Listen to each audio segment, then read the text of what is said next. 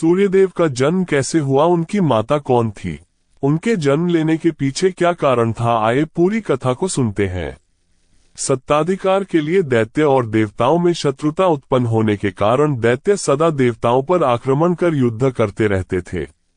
इसी बात को लेकर एक बार दैत्य और देवताओं के मध्य भयानक युद्ध हुआ। ये युद्ध अनेक वर्षों तक चला।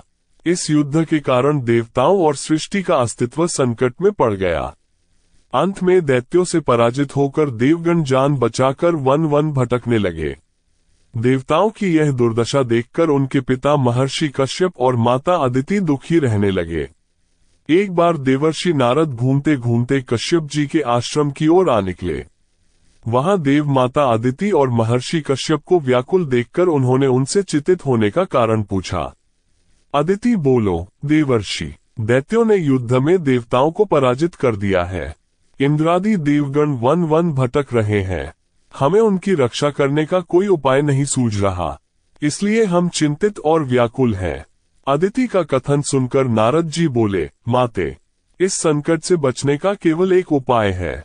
आप उपासना करके भगवान सूर्य को प्रसन्न करें और उनसे पुत्र रूप में प्रकट होने का वर प्राप्त करें। सूर्यदेव के तेज के समक्ष ही दैत्य पराजित हो सकते हैं और देवताओं की रक्षा हो सकती है। इस प्रकार अदिति को भगवान सूर्य की तपस्या करने के लिए प्रेरित कर देवर्षि नारद वहां से चले। अदिति कठोर तप करने लगी। अनेक वर्ष बीत गए। अंत प्रकट हुए में भगवान और उनसे मनोवांछित वरदान मांगने के लिए कहा। तत्पश्चात सूर्यदेव साक्षात अदिति ने उनकी स्तुति की।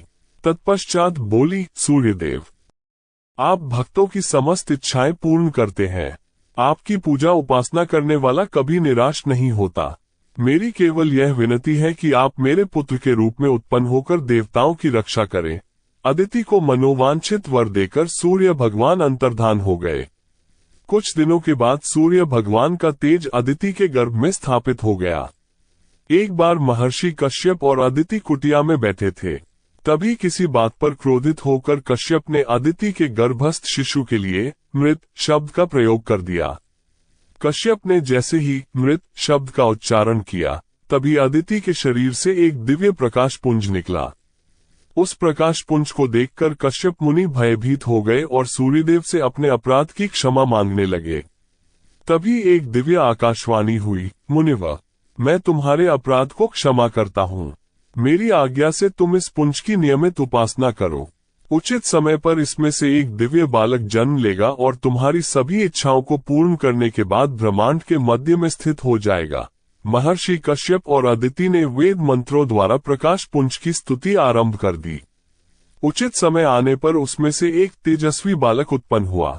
उसके शरीर से दिव्य तेज निकल रहा था। यही बालक आदित्य और मार्तंड आदि नामों से प्रसिद्ध हुआ।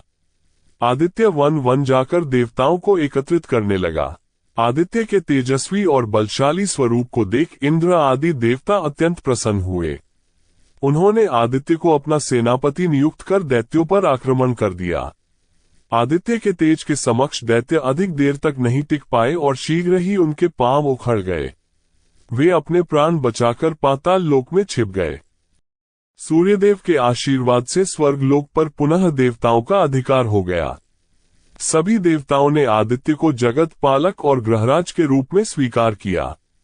सृष्टि को दैत्यों के अत्याचारों से मुक्त कर भगवान आदित्य सूर्यदेव के रूप में ब्रह्मांड के मध्य भाग में स्थित हो गए और वहीं से संपूर्ण ब्रह्मांड का कार्य संचालन करने लगे। दोस्तों, और भी ऐसी ज्ञानवर्धक स्टोरीज को हर रोज सुनने के लिए कृपया हमारे चैनल को सब्सक्राइब करें। धन्यवाद।